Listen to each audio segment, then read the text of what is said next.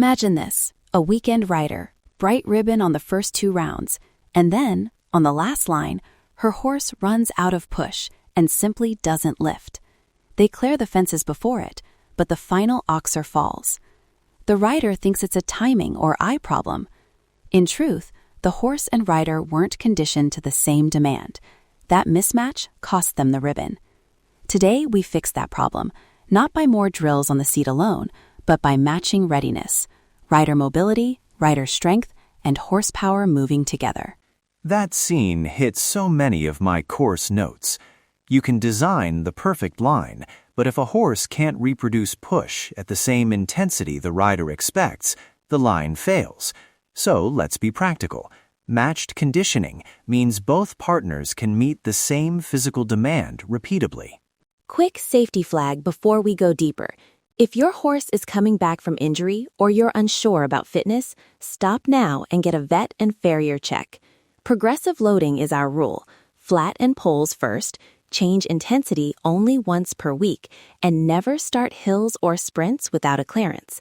That keeps us on the right side of being ambitious and being safe. Exactly. And for riders, master the dismounted basics before you do advanced mounted progressions.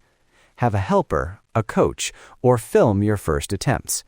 We'll give you a filming checklist later in the episode. Let me define the thesis plainly. Matched conditioning is not the same as teaching an independent seat. Independent seat content teaches the rider to sit and follow without interfering. Matched conditioning aligns the rider's mobility, core strength, and timing with the horse's conditioning, so the pair delivers the same power and rhythm on demand.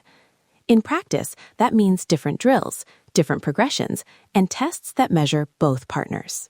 And why it matters on course. If the horse cannot produce a consistent impulsion, your technical cues get lost, distances change, and lines become guesswork. Conditioning reduces variability. That's the performance gain we want. Okay, a short micro case to prove we're not just talking theory. Picture Sarah, a weekend amateur with a 12-year-old schoolmaster. They struggled for a month with a weakening final line. 4 weeks on a matched plan, low hills, cavaletti, rider mobility, and 3 short rider gym sessions a week. Sarah's horse showed a 10 to 20% increase in push by week 4 and steadier takeoffs. Sarah's single leg hold improved to 45 seconds, and her ground pull rhythm hit 10 clean reps at our 3.5 meter target. Simple, measurable wins, and they were back to consistent rounds. I'll add a quick vet-style confirmation here. When conditioning is increased properly, you see clear signs: brighter step under the belly, more regular impulsion, good rhythm on the lunge. If those signs are missing or the horse becomes short-strided and reluctant, dial back and call the vet. Don't push through signs of true discomfort. Rider mobility flow, a 4-minute sequence you can do dismounted or mounted with low resource swaps. Start dismounted, 2 minutes of dynamic hip circles, 30 seconds per side hamstring reach. Then single leg weight shifts, aiming to stand tall for 30 seconds each side. Progression. Add a mounted hip hinge and walk for 2 minutes, then 5 trot pulls to feel pelvis following the horse. If you don't have pulls, use painted marks or a row of cones. The goal is improved hip flexibility and the ability to absorb and return energy at the trot and canter. A few practical swaps. No arena? Use a quiet outdoor area for the dismounted mobility. No mounting blocks? Do the same single leg holds on a stair step. Record your single leg hold against a stopwatch. Our target is progress toward a 45-second single leg hold within 4 weeks. Mounted core and balance drill, 6 minutes with safety gates. Start on the ground mastering the neutral spine and bracing pattern. 10-second isometric belly holds x6. Then mount at the walk. Do a soft seat hold for 30 seconds. No stirrups if it's safe for you. And do a rise and hold at trot for 10 strides, focusing on core length. Filming checklist, side view for posture, front view for symmetry, and a close-up of pelvis motion. Only progress to canter balance drills when you can hold the mounted position for 30 seconds, 2 sessions in a row. Safety gates here matter. If you lose rhythm or the horse flicks its head away, that's a cue to stop and reset. Use a helper to stand near the horse for the first mounted no-stirrup attempts, and always warm the horse thoroughly first. Horsepower plan, short hill sprints, cavaletti, and lunge progressions. For a fit non-rehab horse, 3 short hill sprints once a week, 8 to 12 seconds full effort. Walk back down for recovery. Repeat 4 times. Cavaletti, start with trot poles set in an easy rhythm. Progress to raised cavaletti for compression and mental lift. Lunge sessions, 2 to 3 minute collected canter efforts with 1 rail or ground pole to encourage engagement. For older or rehab horses, swap hills for incline work on a treadmill if available, or shallow rubber mat transitions on flat ground. Reduce intensity by 50% and add more walk recovery. Course perspective. That hill sprint is a simulation of the energy you ask for in a key line. The cavaletti teach the horse to compress and push at a controlled moment, which is what converts effort into lift. If you have limited footing, lunging over poles can mimic the same neuromuscular stimulus with less concussion. Weekly gym light for riders, 3 sessions of 10 to 15 minutes. Day 1, lower body power. Step-ups, single leg deadlifts with a dumbbell or heavy bag, 3 sets of 8. Day 2, core and balance. Plank variations, side planks, single leg Romanian deadlift with reach for 3x30s. Day 3, dynamic stability. Lateral lunges, quick step-ups for plyometric response, 3x10. No gym? Use stairs for step-ups, resistance bands for deadlifts, and a filled backpack for load. Always pair the gym session with a 10-minute mobility cooldown.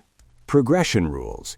Increase load or reps by only 1 step per week.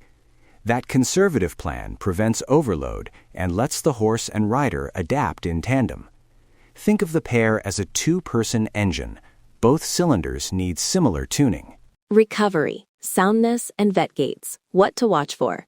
Simple daily checks. Trot a straight line on a soft surface and watch gait regularity. Feel for heat in major muscle groups. Monitor appetite and attitude. Red flags, persistent short striding, unwillingness to engage, asymmetrical muscle loss, or new lameness. If you see those, stop conditioning and call your vet. For riders, avoid pushing through dizziness, severe pain, or uncontrolled balance loss. Get professional help before continuing mounted progressions. I'll add a coach cue. When you ask for a step in impulsion, look for the same percentage of step each time. If the horse's step under the body varies a lot, your conditioning needs more repetitions at a lower intensity rather than sharper increases. Measuring progress. 3 objective checks. 1. Rider single leg hold target, 45s. 2.